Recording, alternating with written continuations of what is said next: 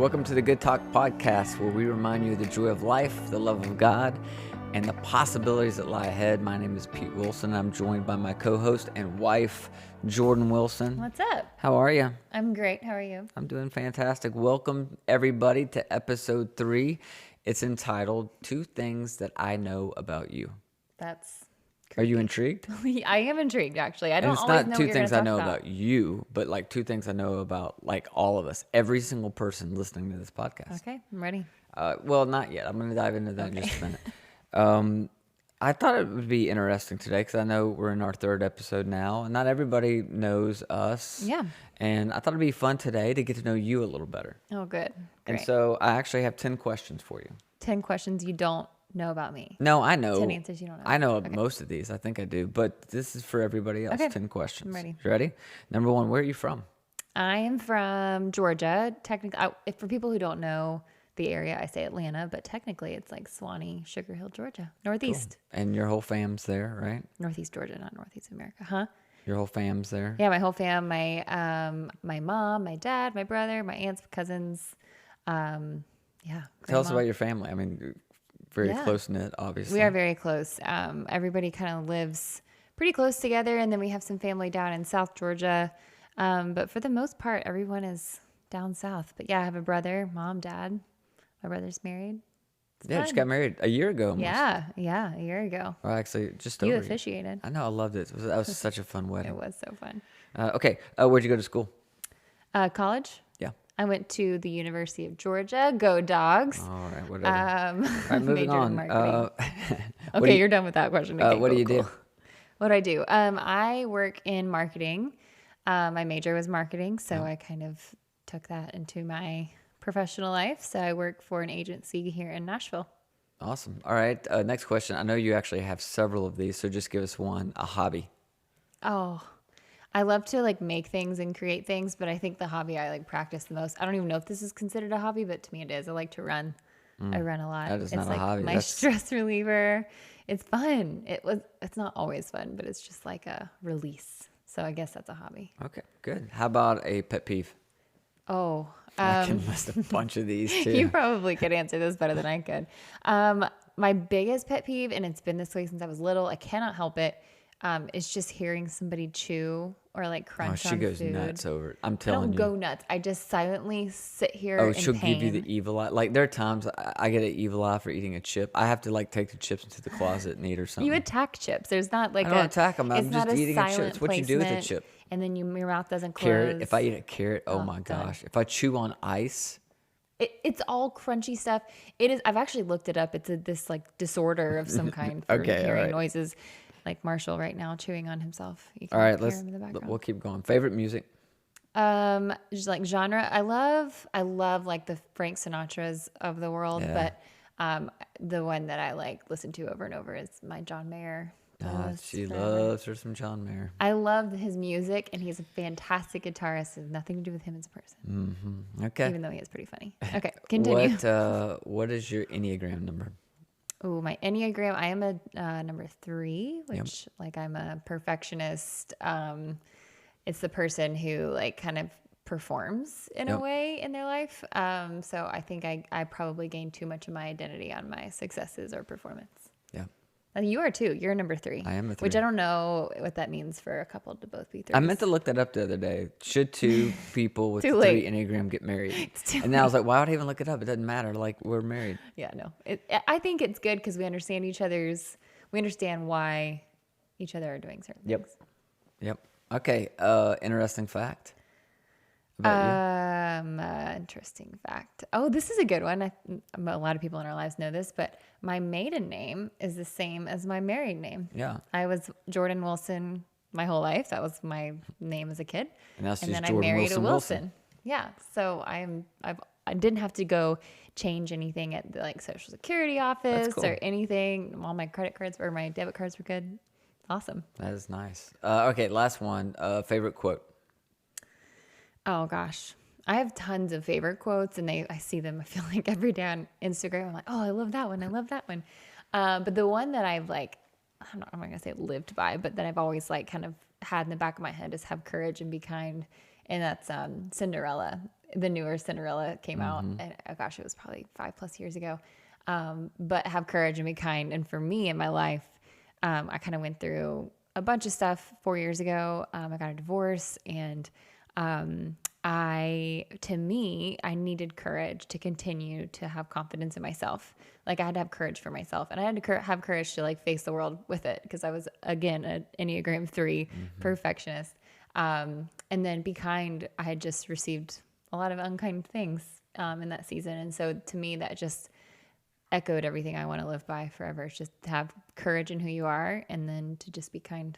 That's good. I see you live that out too. Thank you. You're welcome.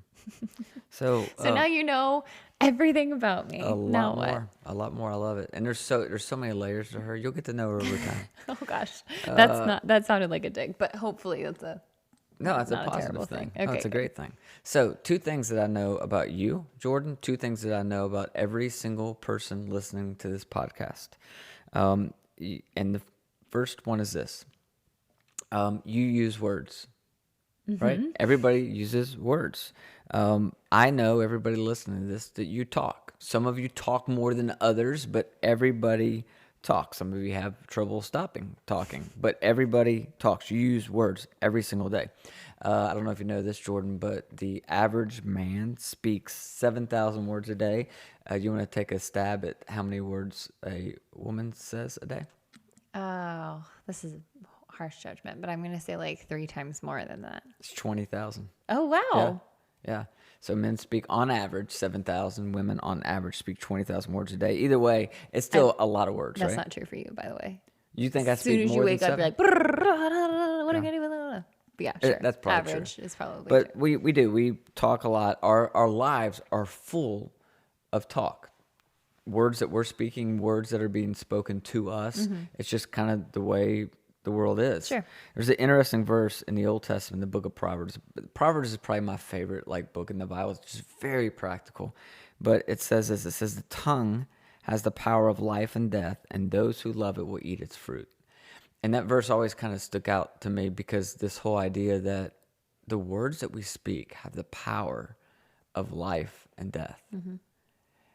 And when you think about that, what that means to me is, first of all, none of us have ever spoken a neutral word. Our words have a direction to them. They're either moving in the life-giving direction, or they're moving in the life-taking direction. Right. Right? They move towards life, or they move towards death. And I think that's really interesting, because if they're moving in the life-giving direction, then they're going to be words of encouragement, words of peace, words of unity, words of instruction, words of wisdom. If our words are moving in the life-taking direction, they're going to be words of anger and slander and jealousy and gossip and division and racism and violence and on and on and on, right? And so there is so much power to every word that we speak. So that's the first thing I know about everybody, is that you use words. Okay. The second thing that I know is that your deepest pain and your greatest joy have been accompanied by words. Think about that. Like, we've all heard talk is cheap. Whoever said that is a liar. Talk is not cheap. Words are powerful. Yeah. They Yeah. can also be very painful. Words can be awful, and words can be amazing. They can hurt, they can help, they can heal, but they're not cheap. Yeah. In fact, I think they're quite expensive. Words cost something. Words have a price tag to them. And so wars have been started, and murders have been initiated, and divorces have been sealed, and children's self-esteem has been shattered, all through words. It's powerful.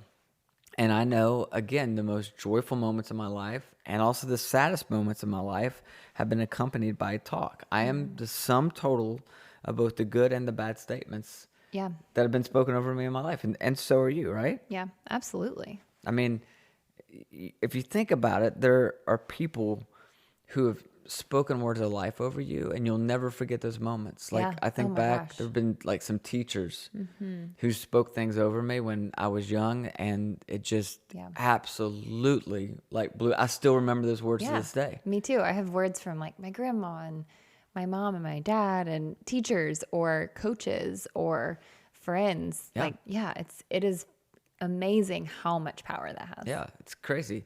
The flip side of that is I've also had the opportunity to sit down across from people who are 35, 45, 55, 65, 75 years old, who will talk to me about the horrible things that a mom or a dad said to them, or a coach or a teacher. And when they begin to just kind of recount those words that were spoken over them, you can see the emotion in them as if it happened yesterday. Yeah, and it was Right? decades ago. Decades ago. There is a scary, painful, long-term shelf life to ugly, hateful, abusive talk. Yeah, I mean, I know I'm just going to go on a tangent here for Yeah, a go second. for it. Not even a tangent, but I mean, I have personal experience with that. I know everybody probably does, all to different extents. I don't mean to bring up my divorce again in the same episode. I No. don't over identify with that in my past, but yeah, I went through a divorce, and I, was trying to seek out counsel and all the things. And someone I actually didn't ask for their advice asked to meet me at like Don't a you love that? Starbucks. Yeah, yeah. Don't you love it? Like the people Right. who line up, who are ready to give you advice. Absolutely. Because, yeah, they have all the answers, which I'm not against advice and wisdom. I just, the result of this conversation was very painful. But yeah, they asked me to come to a Starbucks, and I met that individual. And the whole goal, I thought the goal was to like encourage me and love me and all the things. And this person meant well. I know it. Like, I know that person had no intent to speak negative talk over my life and then influence me a decade later, or 5 years later. But this person basically said, "Hey, Jordan, your life is on the up and up. Like, you're, up and to the right, and I can see your trajectory. And here's all the things that you're going to be able to do one day. And if you follow through with a divorce, if you and your husband get a divorce, that's not going to be as fulfilling as it could have been. Like, your potential is sliced in half." It's what I heard. That person use a little bit more like religious language, which carried baggage of its own. But I mean, for a year to 2 years, I didn't have the confidence in my heart to believe otherwise. And I knew he was not the narrator of my life. And I knew he was not God and had no power over my life. But there was something about his words that I really felt like, okay, he's right. He was kind of in some religious circles, and I just thought, I deserve this, and he made me feel that way. And again, he probably didn't mean it. It didn't mean to make me feel that way. He probably thought he was helping guide me, when really it just completely numbed me and cut me off of my hope for, a long time. And it's not just him. There were several people. But yeah, I mean, those words I can hear over and over and over. And, I'm grateful to have had people around me and done a lot of personal work to know that is the furthest from the truth. I think, there's 100 chances, and I'm not limited because of any past mistakes. But man, when you're like down in the dumps and you're at your rock bottom, anybody's words like that can really impact you. Well, you know what? You know why? Do you know why that hurt you so much? You know why you still carry that with you? Why? Because that's the way God designed your soul. I think we have to. I think some people think, "Oh, I'm just too sensitive. I hang on to these things for too long."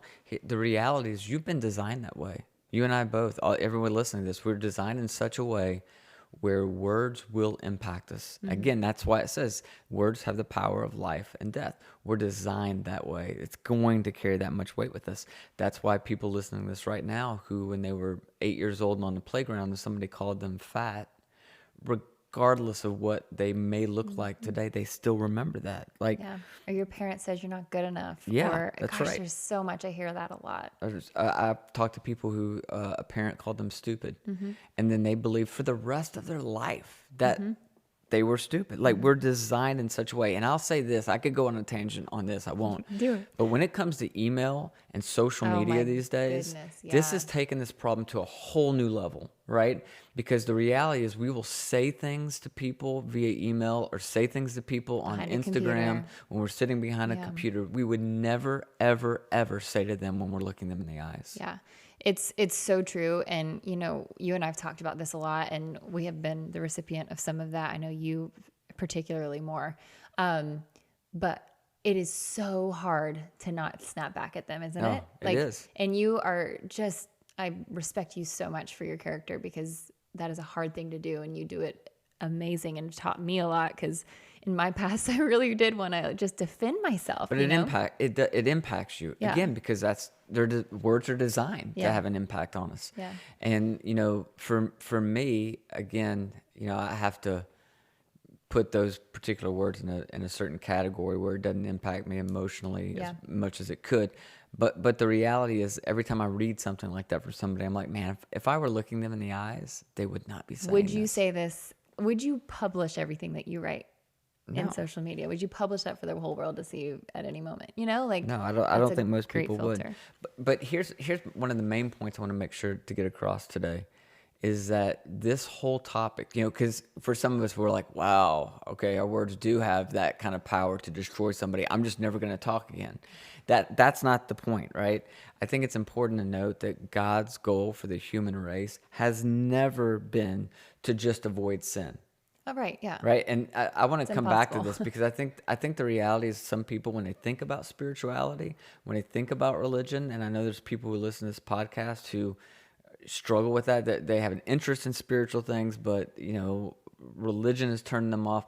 I think that a lot of times in religion, we've boiled a relationship with God down to all the things we can't do or Right, we right. shouldn't do.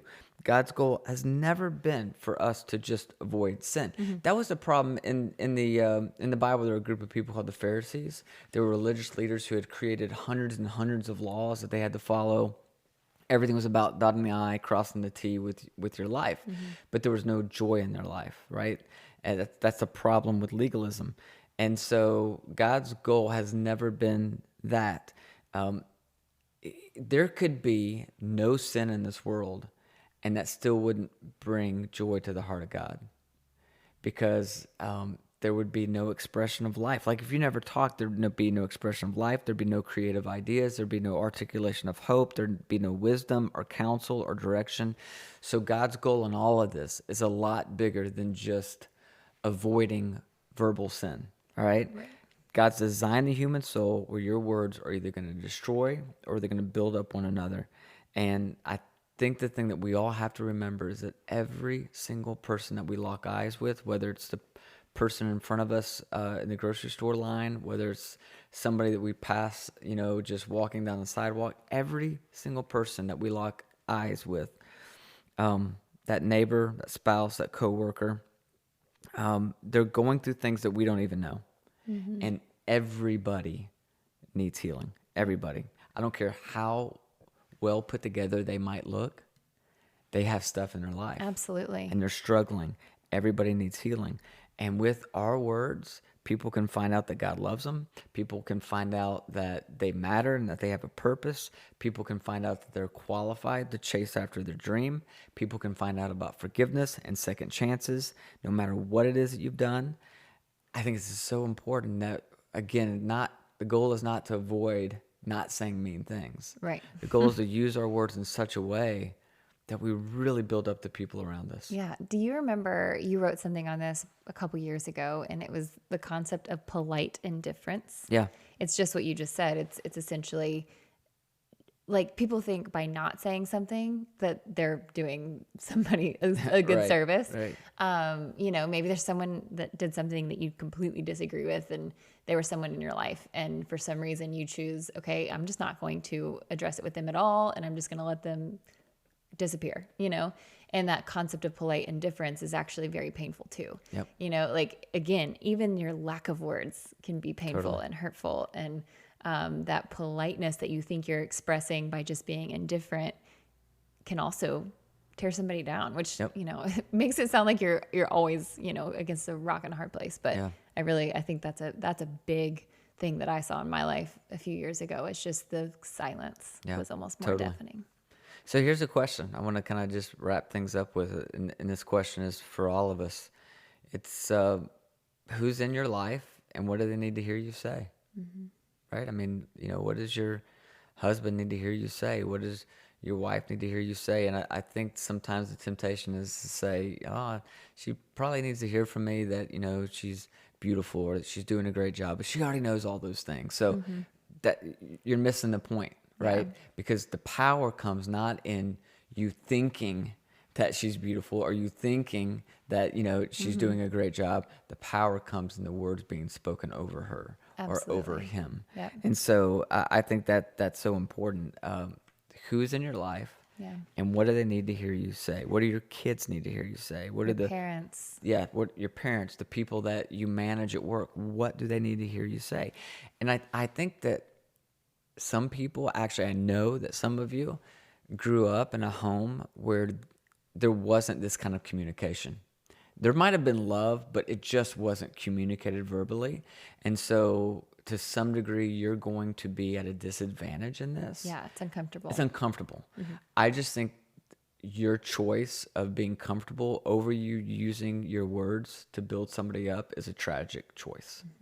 And so my pushback would be, yeah, it's going to be uncomfortable, and yeah, it's going to feel weird because you know what, your dad never communicated to you in that kind of way and told you that he loved you, so it's weird for you to say that to your kids now or to your spouse now. But I think it's a choice that we make. Yeah. And we got to wrestle with the concept, this idea that our words are really powerful, and God has created words in such a way that there's an element of power with them, and every word that we speak lands on somebody and influences them in one way or the other. And it shows you how natural and how true to the soul that this concept was meant to be, because you speak words that heal someone or give them energy or life and love, and it is a rebound. Like it comes right back and gives you life and makes you filled with love. And that to me is how you know that is what we were designed to do. It is just this back and forth of feeding each other. And that's so good. Yeah, it's a beautiful thing. It is. Thank you for that. Are you ready for 4 questions? I'm really excited about 4 questions today because the 4 questions so are going to be excited. asked to my 8th grade son. Yeah. He's an 8th grader. Can I just say I'm so shocked That he agreed? I know, me He's too. like teenager, so it's like, you never know. It could be absolutely or no, I'm going to go play games. Yeah. So I was super pumped to get him on. All right, let's listen to what he says. Okay. Ready? Yeah. Okay. What is your favorite hobby? Football. Love football. What's in your hands? Football. Football. Okay, number 2. This is a harder one. When have you seen something good come from a bad situation? Corona. Corona did take me away from school, but it helped with football, so. Yeah, you gotta spend more time. Working on That's true. You're a baller. All right, number 3. What do you want to be known for? hot. You want to be known for being hot. That's honest. That's an honest teenage answer. Good job. Okay. Last one. What gives you hope? Something good coming out of something. Yeah. Like what? Well, went hunting, saw deer, gave me hope. Next time we go hunting. But did you get the deer? No. No. But they gave you hope for Next for time. your Next time. I love it. Good. Awesome. Thanks, bud. Well, there you have it. Straight from the mind of an 8th grader. He wants to be known for being hot. Hot. Yeah. I actually asked him that question before. He didn't know all the questions in advance, but I asked him that question in advance, and he was like, to be hot. Like, he was totally joking, and I was like, you have to say that. I don't care if you mean that or not. Obviously, he's a sweet soul. He's funny. Wants I'm more really than proud of him. You know, he's in 8th grade, he's quarterback of his football team. Yeah. As the starting quarterback, he was undefeated this year. He is so talented. He really, well, all I your mean, boys are talented. They are. They're all super gifted and athletic and fun to be around. And yeah, I'm really proud of Brewer. And he won the 8th grade or the 7th grade math award last year too. Yeah. So he's smart and athletic. Oh, Watch out, girls. he's got it all. Here he He's got comes. it all. I love I it. tell you what, this has been a lot of fun today. I hope it's been helpful. Oh gosh, yeah. And you know, I think this is an important topic, and I'm vowing that I want to do better at this. Yeah, it's kind of like a muscle. It's something that you just have to start doing, and once you start, it's just like comes out everywhere. It's like at Kroger, I'm gonna tell the cashier how great she looks today. You know, it becomes something that's evolving and flowing and a routine. I love it. Yeah, well, I hope you guys are enjoying this podcast. If you are, please rate, subscribe wherever you listen to the comment. podcast. If you're on YouTube, what's our YouTube channel? It is Good Talk with Pete and Jordan Wilson. Also follow us on Instagram. You can kind of see our day-to-day life. You can see more of the kiddos and just kind of And the dog. every day. And the dog. And the yeah. farm. And the farm. Oh my gosh. We'll Yeah. show lots of the farm later. Yeah. All right. Well, speaking of words, I'd like to close this out with a few words as I just speak this prayer over all of us. It says this: May the Lord bless you and keep you. May He smile on you and be gracious to you. May He show you His favor and give you His peace.